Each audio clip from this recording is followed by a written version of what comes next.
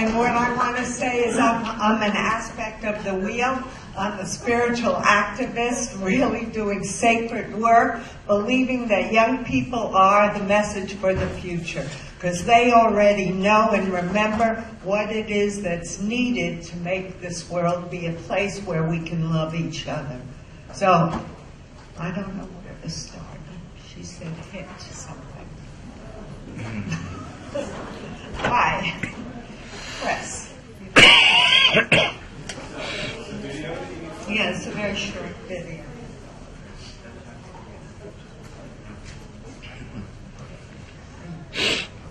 Yeah, but first, first, and then we'll thank you. So this is a short video to give you the sense of how we interconnect. And each youth is a piece of that puzzle.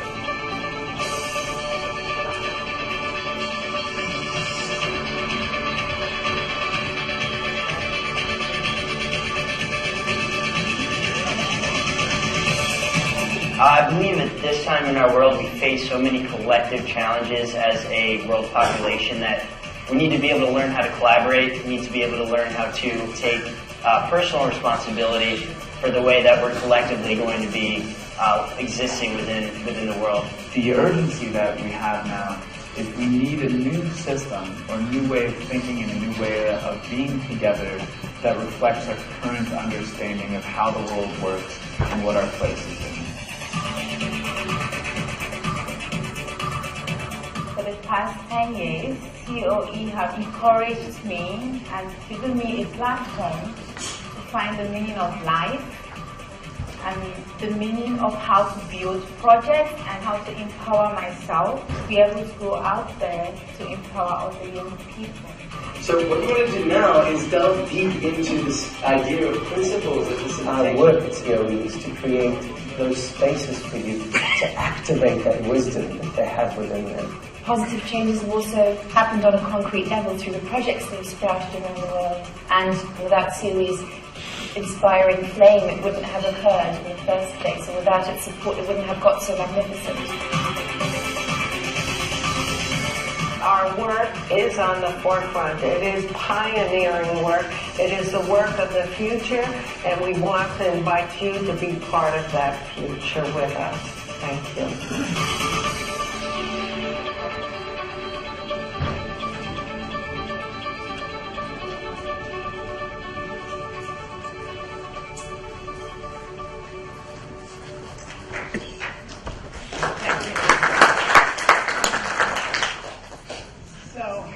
We do this work. Okay, we have a spiritual activism training, and we do it all over the world. First, it's about inner reflection. So the idea is, who are you? Where do you stand in this world? Not what are you doing yet, but what are you actually? To go back to the authentic self, to understand that you are a divine spark, connected to consciousness. And in that consciousness, you unite with others. So once you understand that fully, you begin to experience that sense of self. That self that does not compare itself to any other human self, but knows it's connected and interconnected. Because as we all know, education means to draw out. It does not mean to download information. So the next stage is connection. If I understand who I am, how do I begin to connect with that other person, the other pieces that are in the world, and understand that we are interconnected, interdependent, and all one. And if we go back to source, we find ourselves there and realize that we are one universe and that we are one family. And so we have to share and care for each other at all times. The next phase is action, because I really believe that we have to move into action. And the young people are the engines that change the world. So this is the handbook, this is the work, and I don't know how to change it to the next picture.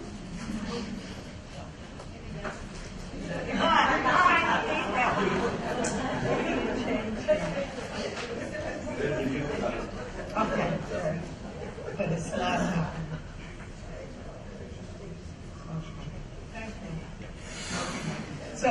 way this work really started was I had a torch that I brought to His Holiness the Dalai Lama.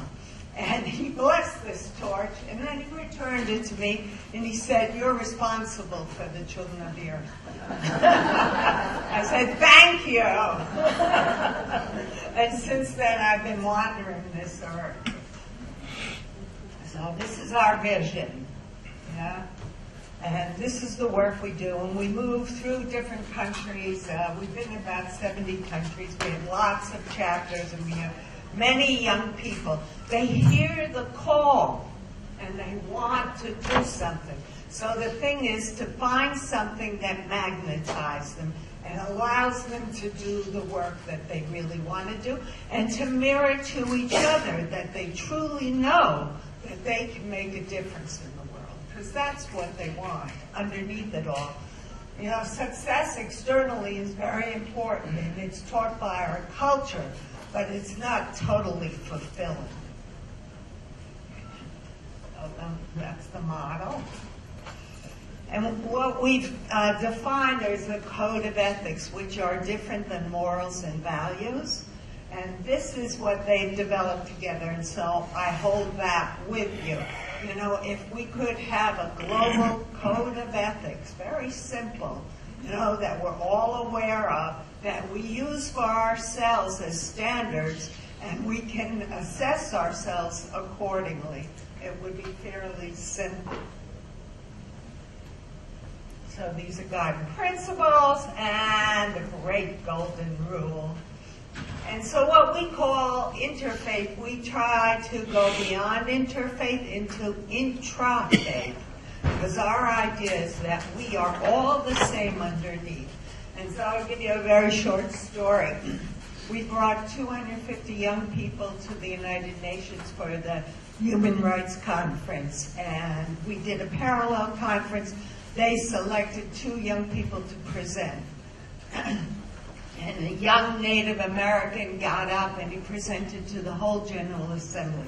And he said, some of us had brown hair, some of us had black hair, some of us had blonde hair, some of us had blue eyes, brown eyes, gray eyes, some of us had brown skin, red skin, white skin, yellow skin.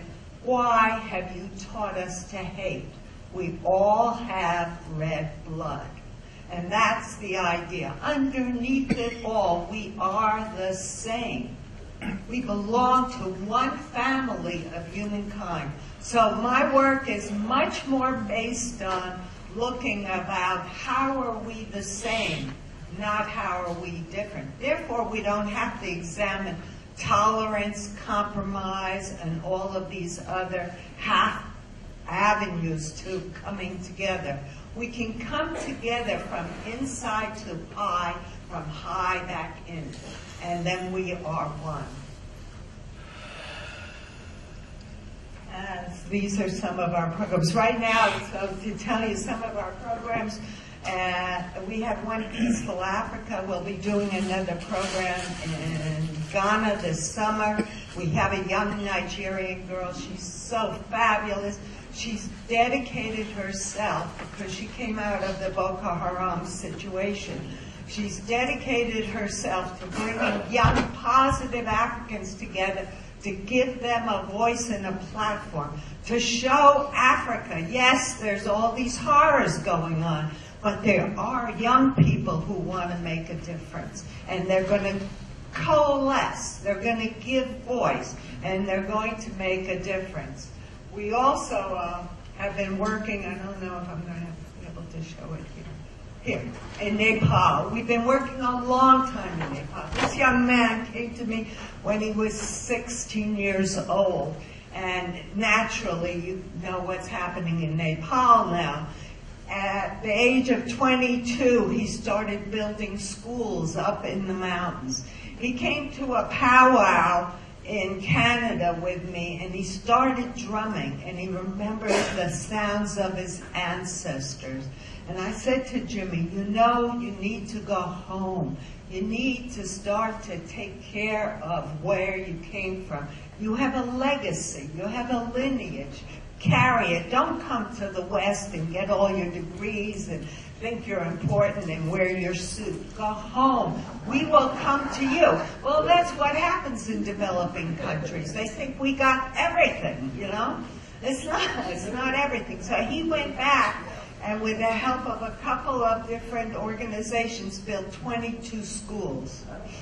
Now, he's only 27 years old, but all the schools were destroyed now. Every one.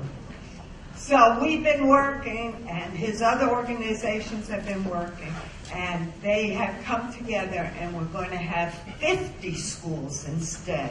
So it's a great success, Jimmy, and I'm so proud of you, really proud.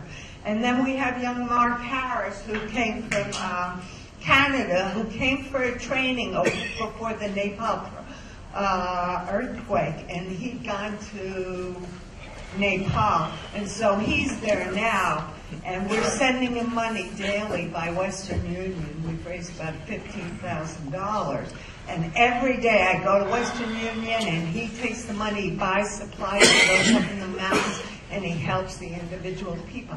These are young people, and he was a trickster. He was a hard kid, but I always saw his soul, and I call him now our peace warrior. And that's what's happening around the globe. There are young people everywhere. They want to have a home. And I do believe that, oh, there's Princess. So there's lots of different programs that we've done all over the world. But the idea is that young people understand, if given an opportunity, that they can come together and really create something different. And our hope is, through the internet, that it really becomes one-minded and moves from the mind into the heart. Because the mind separates and the heart unites. So we have to support how does that happen. So I ask you all to participate in that on some level and understand love is the answer. That's all there is. So thank you very much.